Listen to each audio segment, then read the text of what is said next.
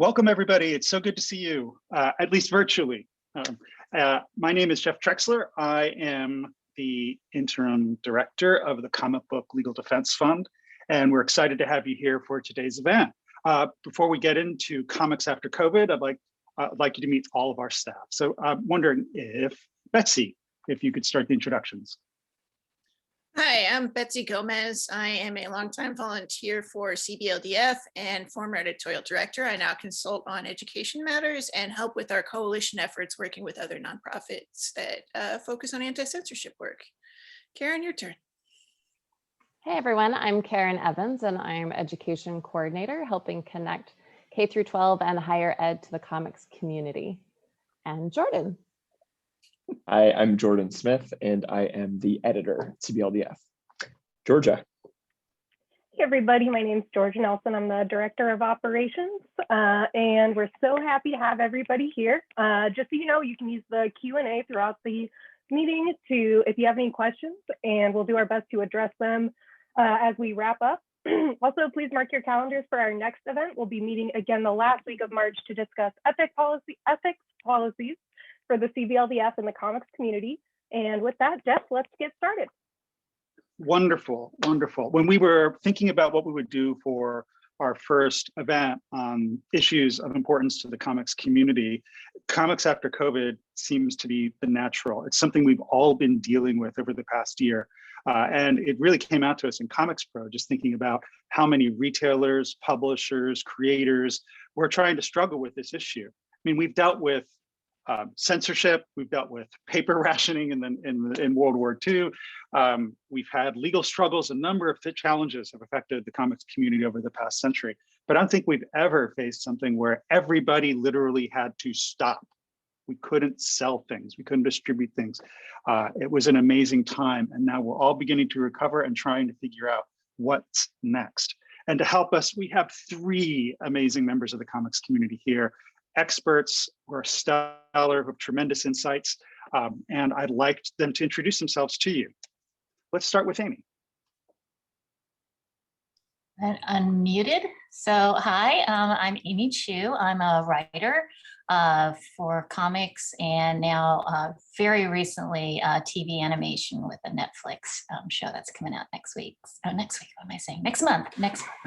And what else to say? Like I've written for just about every publisher or so at this point. So I feel like I can at least talk across the board and also written across multiple formats. So not only the monthly serials, but also children's graphic novels and also working on a European graphic novel. So hopefully I have enough of a smattering of experience across the board that I can sort of talk, you know, somewhat intelligently about everything. So also my sort of secret origin story is that, you know, I came out of the business came out of the business sector. So I kind of also have a sort of overall industry background that hopefully will also be kind of helpful when we're looking at the economics of what's going on and the significant disruption that's happening. So that's me. Excellent. All right, Anna Warren. I own Illusive Comics and Games in Santa Clara, California. I've owned my shop for 14 years, and I also own Isle of Gamers, which is a tabletop store where we don't sell comics. 3 years ago, we were Eisner finalists, and notable things about my shop, we specialize in new and current comics, not back issues. We have one of the largest store footprints in the state, and we work very hard to work with nonprofits in our community.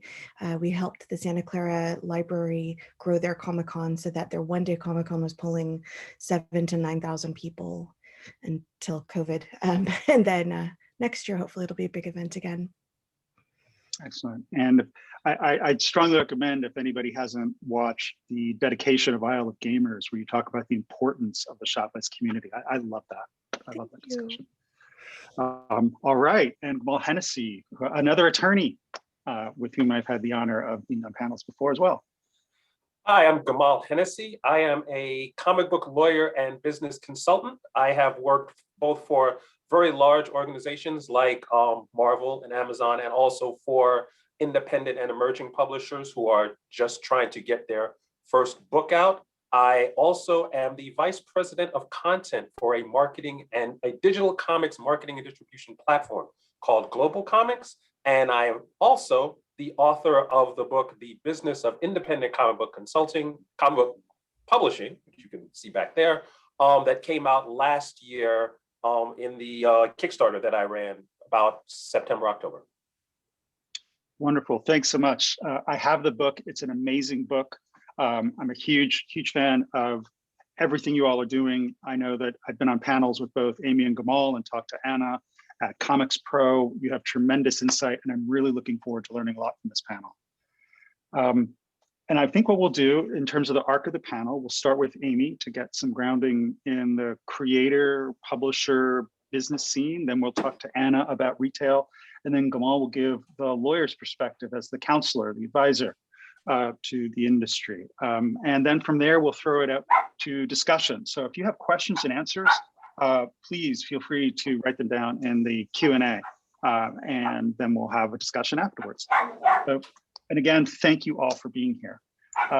So Amy, this question, I sent you all an email last night where I tried to explain just how boggling this huge topic is for me. I mean, there are these big seismic changes going on in the industry, and yet it's affecting us all in our day-to-day lives as creators, as business people, as publishers.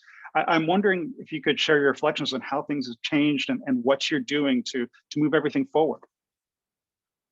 Well, so that's a great question, because for a lot of us on the creative side, in some ways it's actually business as usual. It's less disruptive than it is for people who ordinarily have to commute and go into the office every day or have to travel. A lot of us who work in comics, whether we're the writers or the artists, we generally work at a home anyway. The biggest disruption is suddenly everyone's at home with you, the kids, the significant others, the bored parents now who can't go anywhere. So that part has, my work itself has not, it's changed, of course, but it's not the same as other people who may find it very difficult to make that shift, right? So there's that. There's a couple things. It's just like the daily routine versus also the sort of the mental, side of things and how that's really changed, but also the uncertainty of like, well, on one sense, it was like, wow, this is great because it actually hasn't changed, but it really does. It really has, especially as we sort of move through 2020. You start seeing how things have really changed, especially when it comes to conventions. Now, some of us, especially writers, I mean, more for artists, and I will not speak. I'm not an artist, but certainly I have a lot of my friends are artists, and a lot of their income comes from going to conventions. And I would say for myself, I just enjoyed going to conventions. So that was always a big part of my schedule. On an ordinary year, I would go from anywhere from 1 to 2 a month. That is a big chunk of my time. And when COVID hit, I have to say, I was actually kind of relieved. I was like, oh my God, I don't have to do these conventions, because it's tiring. It's very tiring. And the return on investment can be questionable for a writer. For an artist, maybe much more clear cut. But I was a bit relieved after about 6 months. I was like, I kind of like to get back into the convention scene. And if you can all remember, and I don't want to go on and on and on, but because I'm sure we'll talk about this, how a lot of the industry basically was like, okay, well, we're going to try to do virtual conventions and see if we can make up for that. And we all know how that kind of worked out, right? It's for the most part. I mean, I think it's not terrible, but not the same thing. It was definitely not the same thing. And we can sort of go through and analyze, and I think we could sort of pick out who did a better job than others and for what reason. Did we try to emulate the actual convention experience? Almost impossible. So sometimes, the pivot has to be, well, let's try something different. And then we can talk about, DC fandom, for example, is a great success for that. And if you're like a sort of businessy person like me, who's like always like looking at these things and like say, okay, let's take best practices. That's just a fascinating example of how they were able to do that. Back to me personally, of course, there was a disruption in income. There were projects that I had lined up that were either put in the back burner or canceled entirely. So of course, but I'm in a position of privilege. I have a spouse who's working and who could continue to work. I have stuff saved up. It wasn't terrible, but it's still kind of like, okay, where is this going? Lucky enough, I say by fourth quarter, by end of the year, stuff suddenly reappeared. But of course, it all reappeared at the same time. So now all of a sudden I'm in a position where I've got like 5 projects going on, and I just got 2 more emails saying, hey, do you want to work on this or that? I don't want to be like, oh, I'm so popular, but I think this is just what's happening, is that there has been a bottleneck, due to uncertainty. And now all of a sudden we need content. People need content. I don't think, and maybe Anna can talk about this, is that people wanted to read during this whole time, that there is still demand. People want to do things. And now we're in a sort of a catch-up period. It seems to me, that all of a sudden I got to write stuff, and I got to write stuff fast. So that's kind of where I am. I'm doing this, but I'm also thinking, wow, I got to do 30 pages in 7 days. Okay, I can do that, So that's where I am. Did you want me to also talk about what my plans are, post-COVID? Sure. Yeah, sure. Happy to hear that. So it has forced me to reevaluate, first of all, because we know conventions will come back. People want them, right? People will be going back to stores. But I realized that my outlook has changed because I did get a convention invitation, and I'm thinking, oh, yeah, exactly. I'm like, am I ready for that? Suddenly I had the psychological barriers. Like, I feel, and also, by the way, I'm in the vaccine trial. I believe I'm vaccinated with the J&J vaccine. So even with that, I was kind of like, do I really need to do a convention? Is it going to be the same experience? And also, just how safe do I feel? Now I'm going into another territory, by the way, of like this sort of enormous increase in anti-Asian violence that's going on, and anti-Asian sentiment. And it's really made me rethink. It's like, okay, again, I'm in a position of privilege, generally speaking, but I grew up in Iowa, and this is part of my upbringing of being kind of like the Asian family. So yeah, it's forced me to sort of reevaluate all that stuff, and like, how comfortable do I really feel now about going out? I'm being so candid here. I'm like, wow, I had to think about it, because so one of the projects I'm working on, actually DC announced with my name on it, is they're doing, and they've never done this before, a special anthology for Asian Pacific Americans for Heritage Month in May. First time they're ever doing that. And so I'm part of it. I'm very excited, but I'm like, wow, we really need to be talking about this, because it's affecting me, it's affecting my family, and it really is potentially affecting how I look at going out, as an American born here. My grandfather grew up here. It's like, wow, I just don't really feel 100% safe, and this is not a feeling I've had for a long time, that feels kind of terrible to say, because obviously, we're coming out of 4 years of a lot of things that were happening. And so this is the culmination of that. I mean, this started in 2016, so it's not new, but to see this continuing is just very disheartening.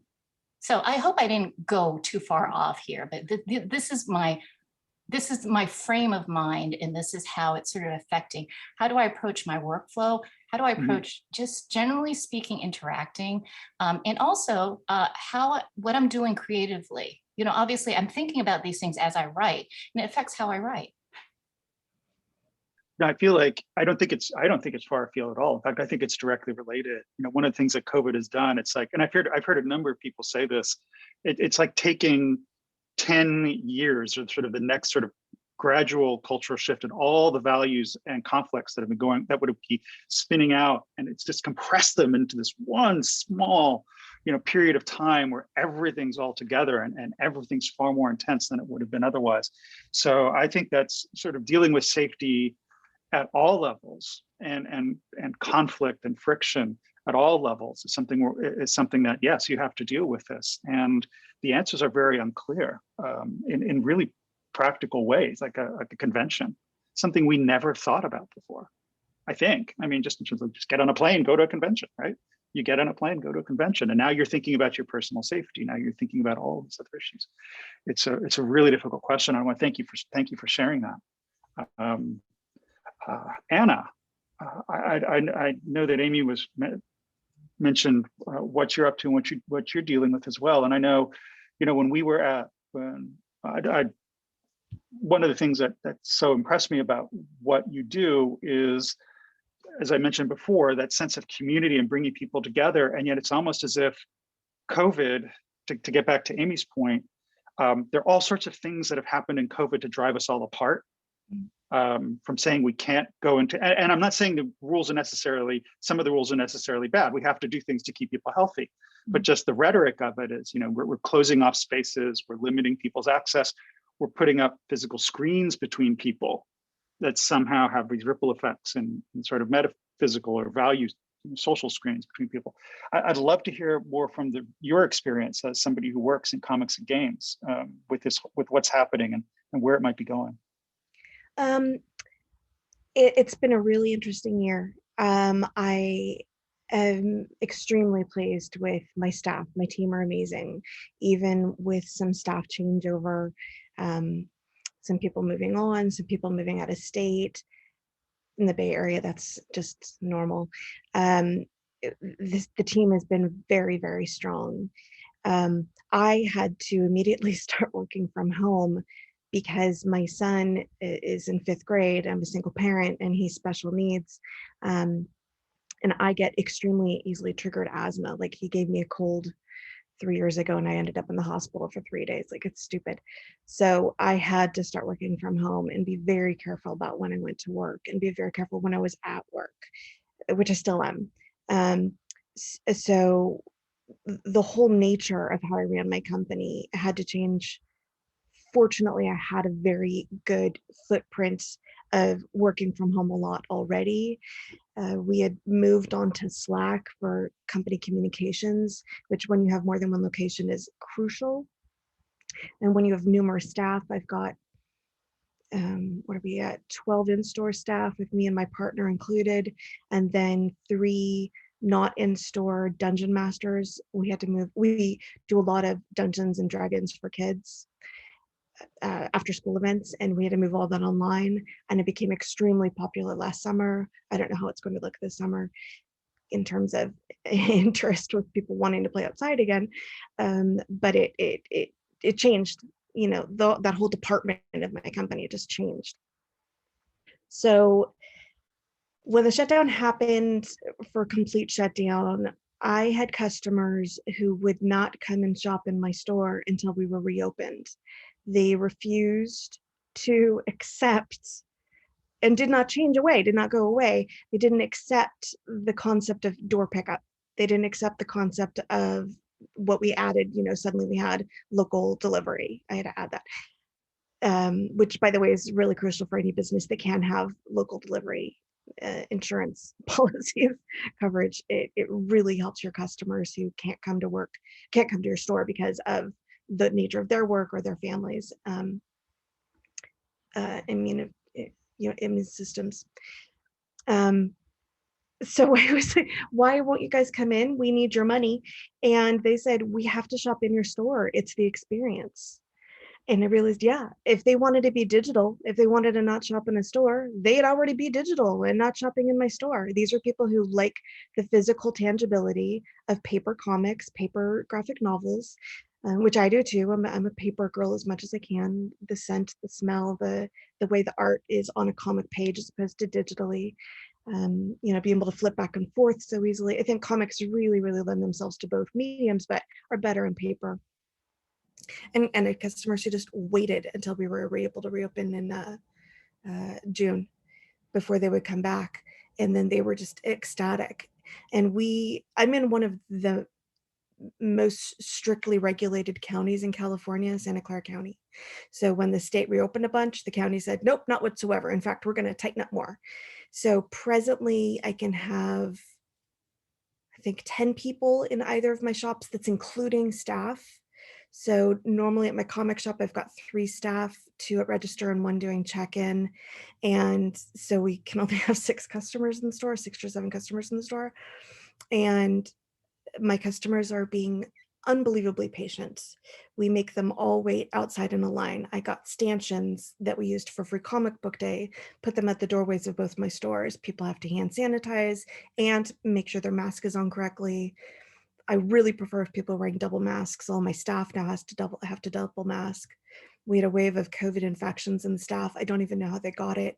That's how scary COVID is. And I really worry about my staff and wish the public would think more about the staff of the businesses they attended when they're frustrated about having to wear a mask for themselves. It's not for you. It's for the business that you're shopping at, to protect them so that business can stay open and those people who work there can be alive and their families stay healthy.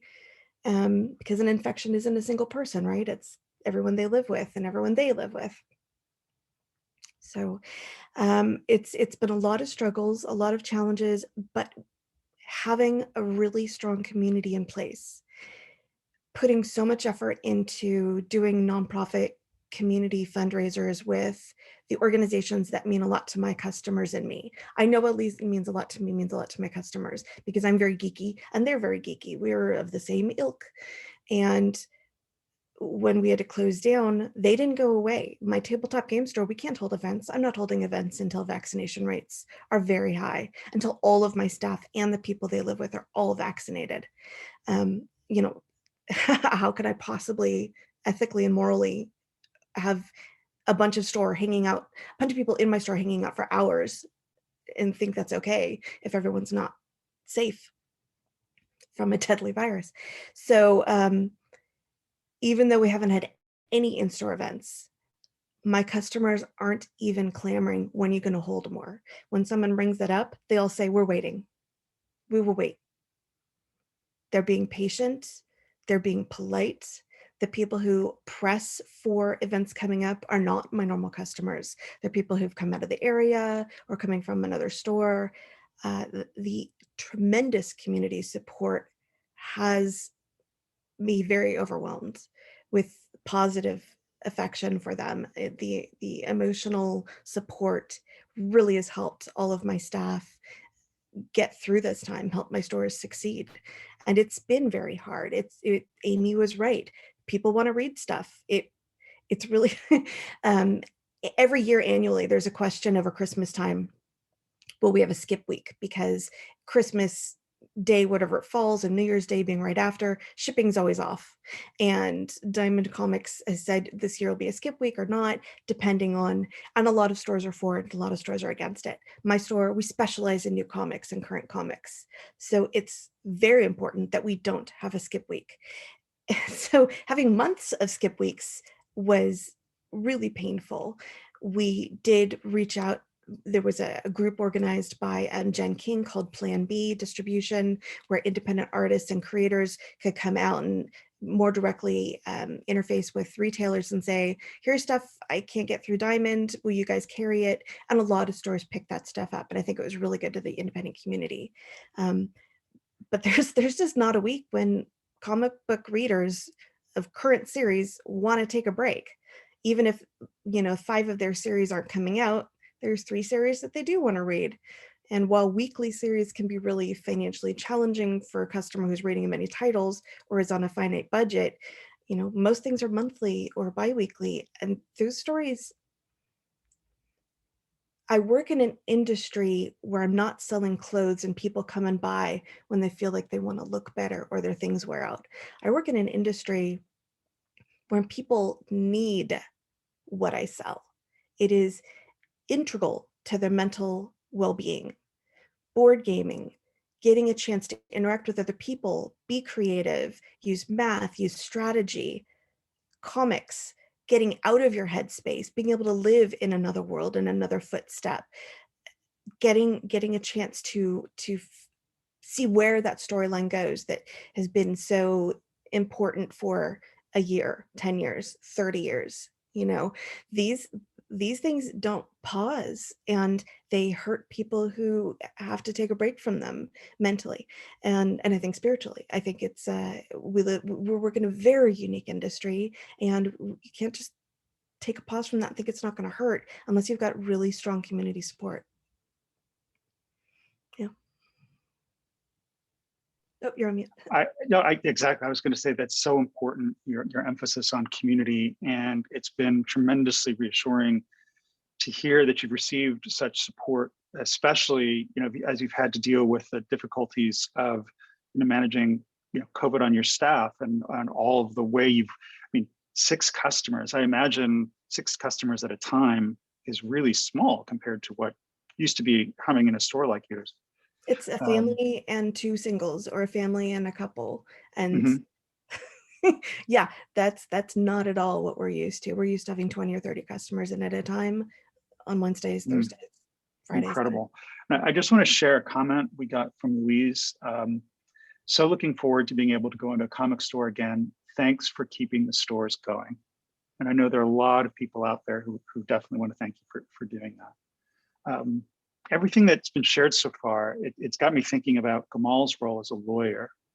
One of the things that shines through both in the panels that we've done and also the book, which again, we're going to put Gamal's email in the chat so you can, I understand that it's not in the paper copies aren't out yet in stores, but you can get a digital copy directly from Gamal. So we'll put his email in there so you can order copies directly from him.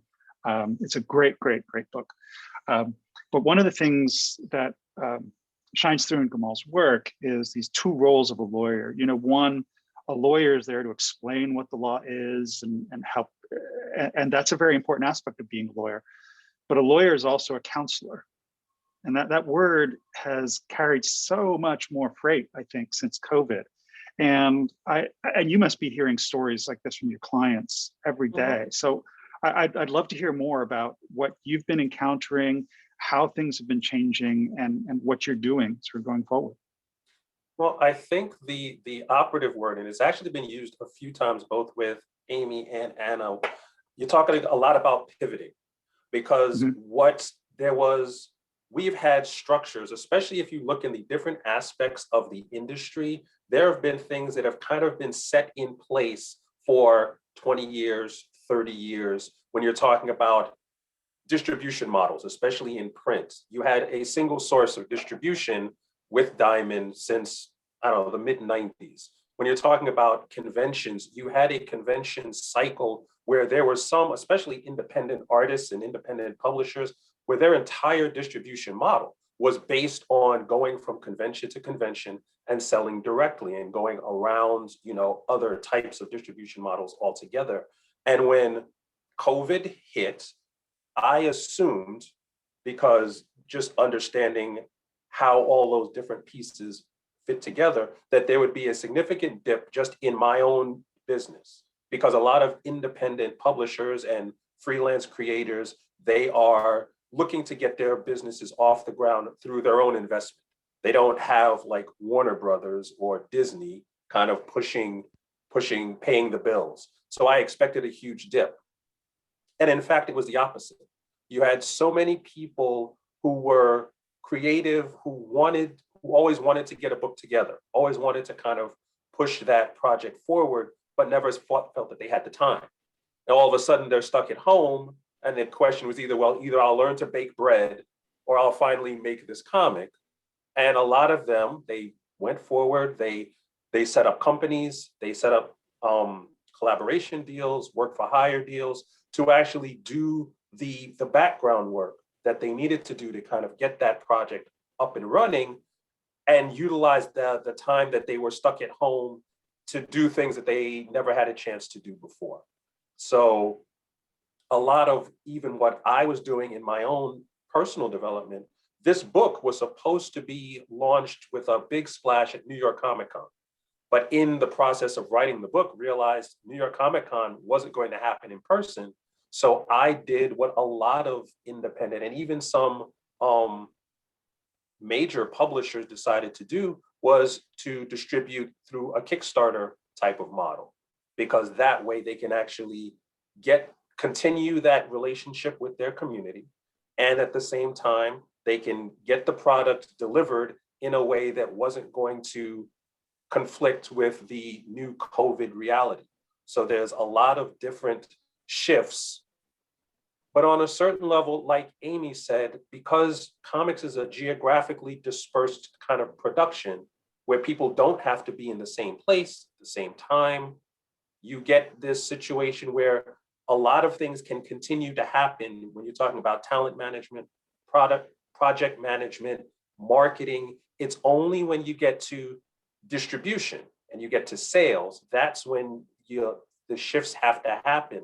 But a lot of these smaller players, their small size gives them the ability to be nimble.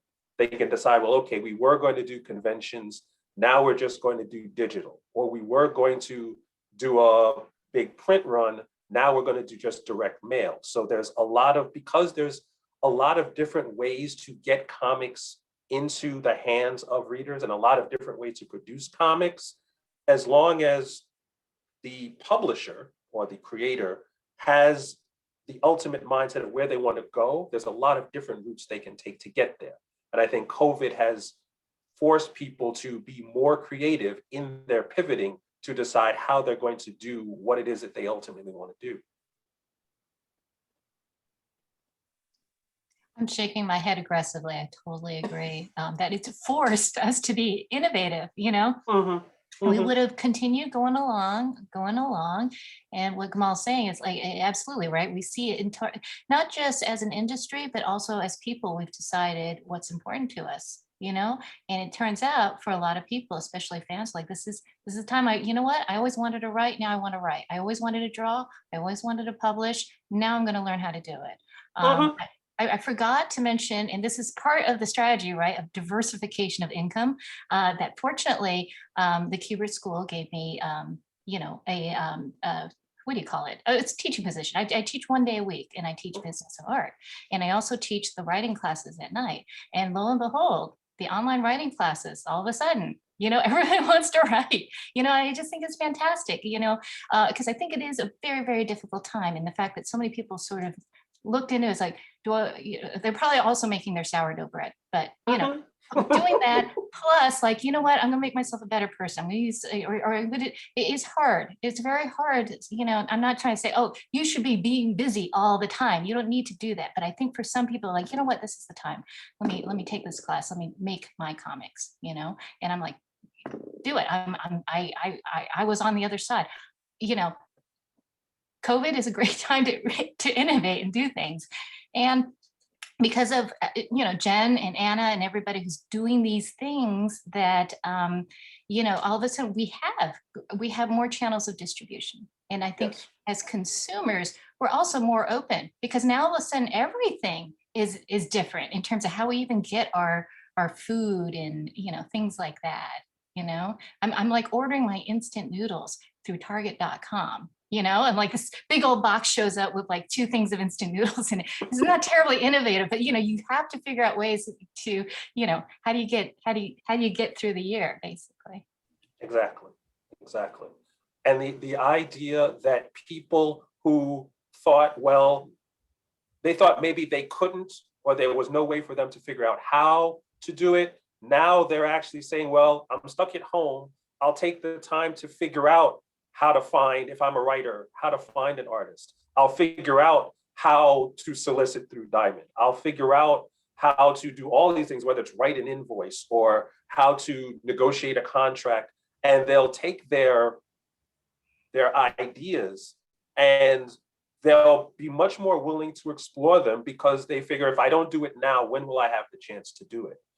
I think, but I also don't think like because of this discussion is comics after COVID, I think this is going to continue even when herd immunity sets in and we have a lot of vaccines. There's going to be a certain group of people who they're not going to want to go back to what it is that they were doing before. They're going to want to keep making comics and go to conventions, and they want to go to comic book shops, and they want to kind of consume more digital content, because we've also seen like a spike in people consuming more digital, especially in the younger demographics where they didn't necessarily have their Wednesday warrior tradition of go to their poll box. So they do everything on their phone digitally anyway. So introducing them to certain comics was a much easier transition period. So because comics is such a wide range, we have so many different demographic groups and so many different age groups, each one can actually benefit from a certain type of production, a certain type of distribution, and a certain type of development, so that the industry as a whole, I think, is getting stronger, even though we do have some segments where you do get some challenges, like DC and Marvel both had to shrink their lines because of what was going on. So, and quite a few of those people who might have left DC then came to me and said, I've always wanted to launch a book. I just left DC. Now this is when I'm going to do it because I'm stuck at home anyway. So it's a lot of pivoting that's going to continue even as the vaccination rates go up.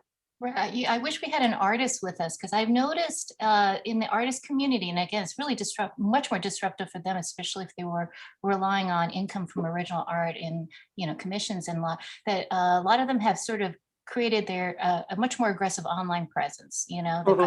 They've spent the time getting their website shop set up, or maybe it's their agents, art dealers who have done the same thing. They're more on Facebook. They're doing art auctions. They've just gotten a lot more creative in terms of how to go about reaching their fans, and I think that's very healthy. Because really, it's the fans. It's the fans. At a certain point, if you can have direct access to your fans without compromising, because when you do that, are you a salesperson or are you a creative, right? But you have more control. It's empowering you as an artist that you now have your fans coming to you directly. But then you've got to, you have to be able to fulfill and, get some, but I've noticed this using Instagram and auctioning things off on Instagram. I'm like, wow, that's amazing. You can do that. And, somebody does a sketch a day and then they sell it off on Instagram. That's fantastic. I just think it's just so interesting to me to see how people respond, when market conditions change, that they're able to do that. And I think they're doing good. They're doing well, there's no question, I think, for some people that this is a huge hit in income. Absolutely. But on the other hand, I think it is forced people to be like, let's diversify income. Let's look at new ways to sell our stuff or to partner up with people. So I think that retailers have had the exact same problem. There's been tremendous discussion starting in April, May, of how to get e-com stores going. So many shops are just at door sales, phone sales, and did not have an e-commerce portion of their business, no store side whatsoever at all. And so they're building up new kinds of websites and new platforms that even allow them to have any kind of store. And just so many stores are still even closed down. Some areas, someone made a comment about Brexit, in England, still in Canada, some shops are still very minimal customers allowed inside stores. And that was a huge challenge. 3 days before shutdown, the renewal for my e-commerce site was up and we were going to cancel it because we did almost no sales on our website outside of events. And then shutdown happened and I was like, oh, hey, really, really glad this timing is perfect because I absolutely need that. And then I had to make two of my part-timer, or one full-timer, one part-timer, then full-time e-commerce only. And we went from a site that had really outdated, bad information where we had almost no sales ever to robust. Now we have like 8,000 items on there, almost 8,000 items on there that went up in just a month. It was a huge transition, a tremendous amount of financial investment because of all of the labor that went into that. And not all stores have extra staff to do that. So many stores are one or two people functioning there and they don't have the time and they don't have the brain, energy after a full day of working, just running their shops. Yeah, one of the things that I've constantly considered is, what the impact on the industry would have been if COVID had happened like in the 90s, when we didn't have broadband internet, we didn't have websites, we didn't have YouTube, we didn't have Slack. I mean, not even Slack. At that point, we wouldn't even have email. How would people have maintained their communities? Or how would have people have even got information to each other about when the store would or would not open, or how the books would or would not be made if this was, 1993 when all of this happened? So I don't think there is ever a good time to have a global health pandemic, but the fact that we actually could pivot from a offline world to an online world fairly quickly. And I think the only thing that we can't replicate, even taking DC's successful event into account, is conventions. I mean, if you have a situation, there's certain things that I think we can do in conventions in terms of making it much more adaptable to COVID, because I think here in New York, there's something called the Brooklyn Book Fair, which is 90% of the Brooklyn Book Fair is outside. They just take over downtown Brooklyn. They stretch out their tables all across like the parks and the, pedestrian walkways and the museums and everything else, so that the entire event is outside. And I don't know if comic book conventions can work in the same way, simply because, New York Comic Con, San Diego Comic Con, they need so much electricity to get all the things to work. And something like a Hall H, where they want kind of that exclusive access, you can't do that if everything is outside. But there are a lot of aspects of conventions that can be moved outside, not in the winter, not up north, but some things can be adapted and pivot again, so that we can actually go back to doing conventions in a way that's not going to automatically be a super spreader event. And so I want to also talk a little bit about just thinking creatively, and the conventions aren't just a commercial vehicle, right? It is community. It is building community and having a fan experience, and thinking more in terms of, well, is there different ways to approach it and still have that same feeling that we have connections with the creators, have connections with the other fans. Because it took me a while. I remember when the first time I went to San Diego Comic Con 10 years ago, and I saw the line for Hall H. I'm like, who would wait on a line like that? Why would you wait all night, overnight, especially if you didn't have to? And I was thinking about it, it's like, well, you know what, it's actually community building. There is a part of that process that people wanted to do that. And that involves an element of physicality, that you need to be in the same space. That's why it's been hard that we couldn't have in-store signings. That's such an area of important touchstone. You go to a convention and you have to wait in line, hopefully not all Hall H length, to see a creator that you want to talk to and interface with and hopefully buy some original art from. You go to a comic book store signing, the wait is very, very small. You maybe could place a pre-order with your store if you're a subscriber and get that experience. And I don't think that Zoom appearances have the same impact unless like a store set up a laptop and everybody was seated in front of it, which you can't do in COVID. Yeah, it's not the same thing, right? It's also really tiring. Zooming all day is super tiring. It's even more tiring than actually being at the show in person. But I was thinking about it. I was like, how can I do store signings during COVID safely? And I sort of did an attempt at a pass, because a girlfriend and I, we got a little stir crazy, and we sort of put on our masks and we did a little road trip.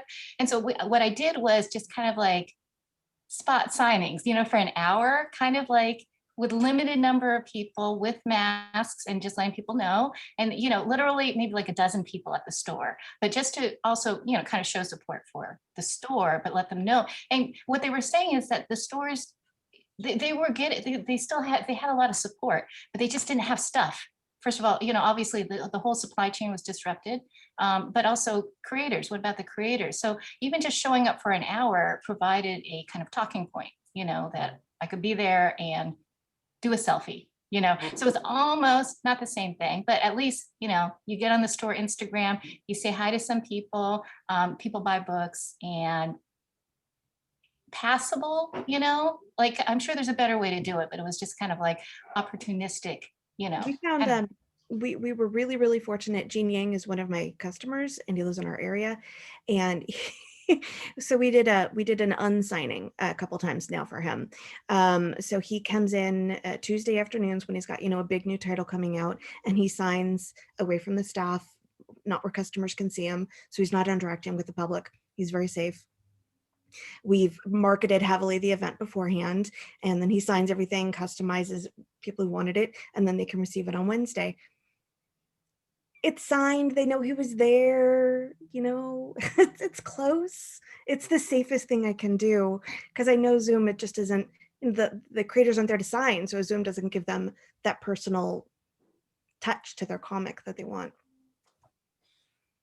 But I will say I'm kind of relieved. I think when conventions do come back, that we're not going to see the attempt at handshakes that we used to get that, would give us the, con crud. So I think that's going to be a change, fortunately. Hopefully. Well, what I actually think is going to happen when conventions come back, you will get more people, you might get a decrease percentage-wise of people going to the actual event just because people don't feel safe for a variety of reasons. But you're also probably going to get a lot more online access to those conventions from people who couldn't go to the convention before anyway. So the actual impact on the overall community might be larger because you'll get the in-person attendance and the online attendance as like ReadPop and all these other companies find better ways to integrate their online experience with the in-person experience. So I think they'll blend together. So you'll get larger conventions overall when they actually count the total attendance record. I really hope you're right. Last week was Comics Expo, or Comics Pro, sorry, which normally I could never attend because it's a week after a convention I normally attend. And I'm just too tired and I don't have the time. And I was able to attend for the first time in like 10 years. And it was so nice. Everyone was really, really happy to be there and interact with all of our peers. Everybody in this industry is friends, right? And or family to an extent. And I really, really hope for so many conventions, industry conventions, Gamma and so forth, for retailers, we can't get away from our stores, or we can't get away from, there's no one to watch our kids.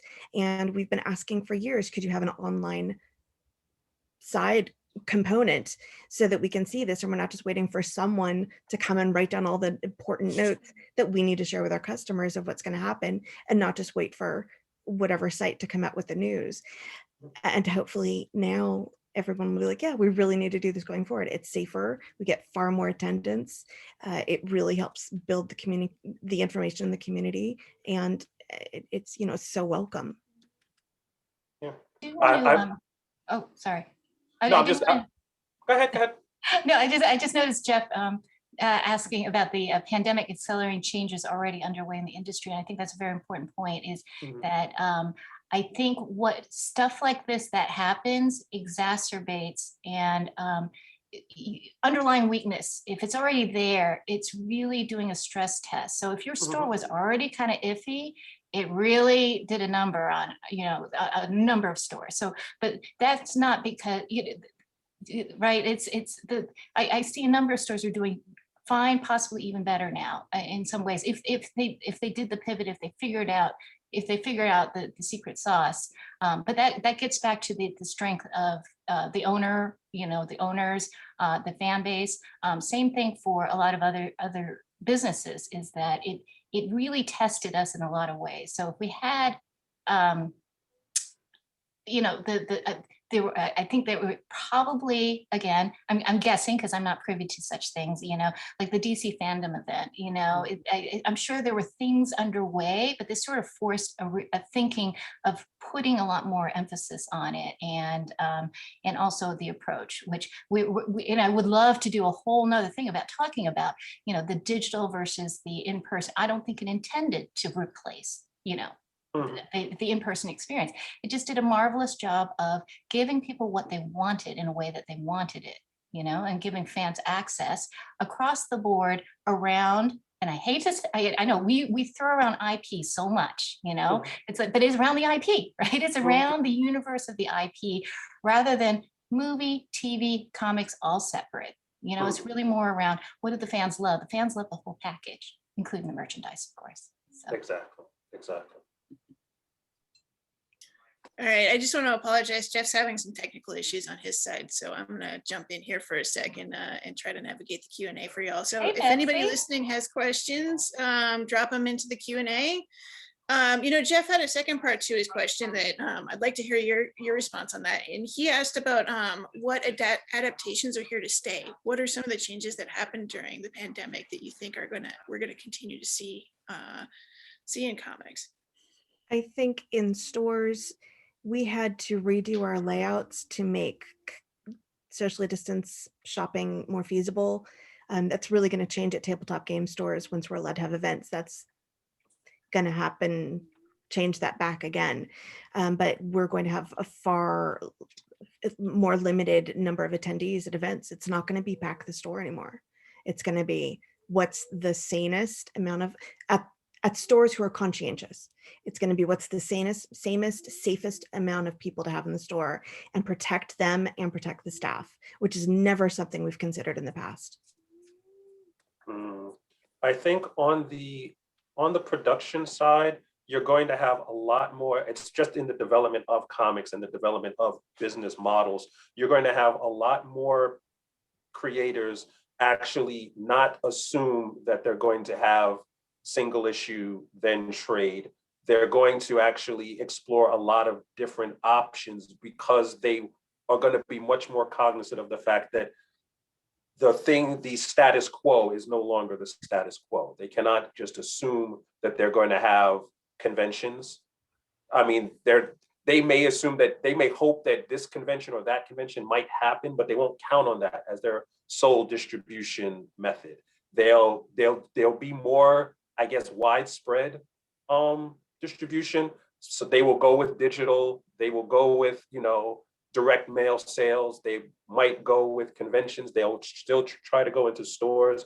Everyone's going to be much more comfortable with being uncomfortable, as opposed to 2020 when everyone was very uncomfortable with being uncomfortable, if that makes sense. Yeah, I think distribution will not be the same again. We were not going to go back to a monopoly print distribution model. We weren't there anyway, honestly, if you really thought about the crowdfunding, the amount of crowdfunding, and that's direct to consumer distribution. I mean, I'm not talking about backer kit, but you know, I mean, it's disaggregating, you know, diamond basically, right? But also we don't, the children's trade, the book side, that was never, you know, that was really also separate from diamond for the most part. Right. So I think was already, but when we're talking about the mainstream superhero market, you know, it's different. So I think that is not going to be the same. And this is what I think, again, change forces us to be innovative, but also it sort of stress tests the strengths and weaknesses of the different organizations and whether they can do these things effectively or not. And I think we'll probably go through another round of change too, because we were sort of in emergency mode for a while. Now I think that we're starting to see how people consume in a different way, and just accepting that we now know people want our stuff. Thankfully, it is a mental health thing. People want. It's also changed the way I produce. You know, I'm supposed to be a story machine, right?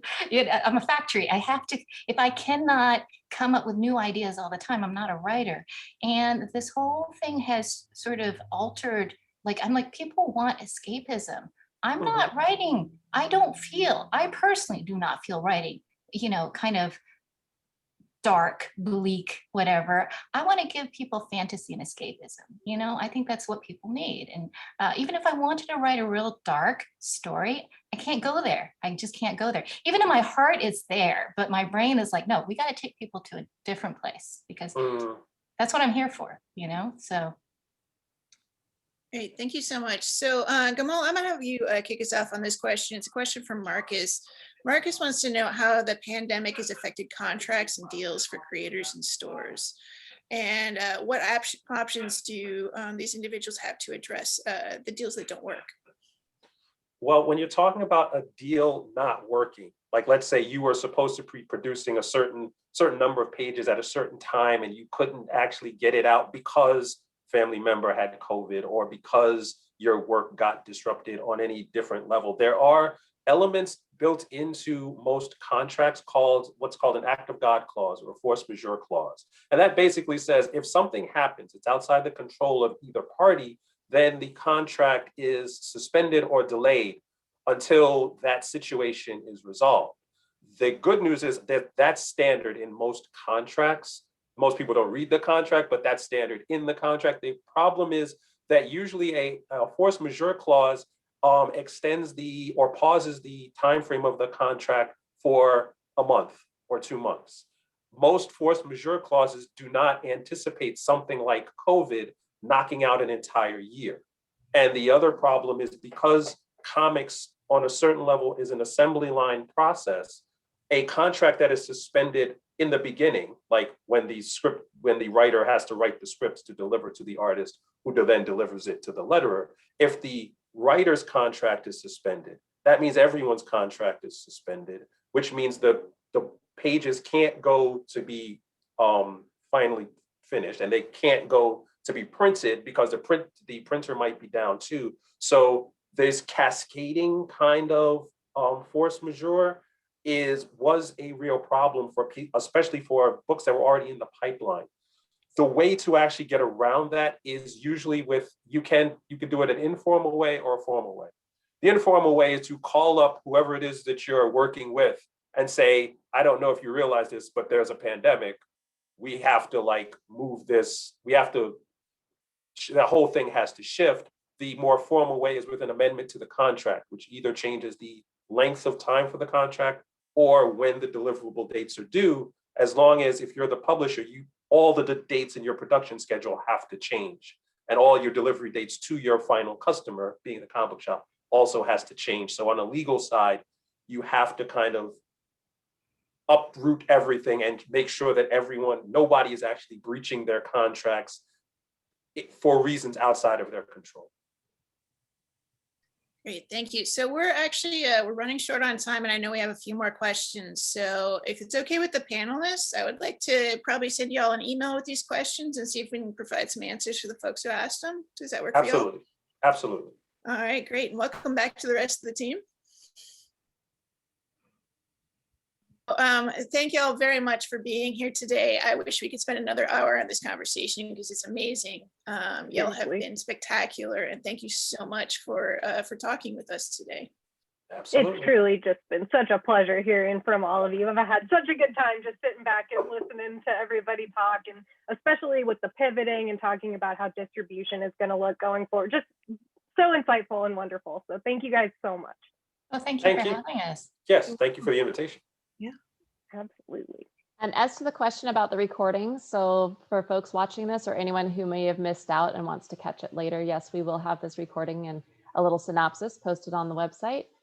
The other thing we want to remind folks is to join us. We have a March 25th workshop where we'll be sharing our draft ethics policy and inviting feedback and comments about how we take ethics policy and put it into good practice and make it applicable and serve our community. So there is a link to sign up if you're interested about that, and we'll share more details as we get closer to that date.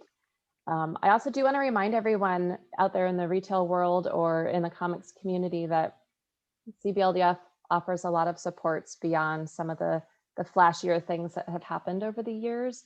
And we're looking forward to more conversations, engaging with a community like this, and being able to help answer questions that we're getting from our attendees. These are fantastic. So we really appreciate everyone's participation. Really was All fun. right. Thanks everyone for joining us today. Okay, Thank you guys thanks. Thank so you so much. much, Everybody All right. take care. Stay All right, healthy. bye-bye.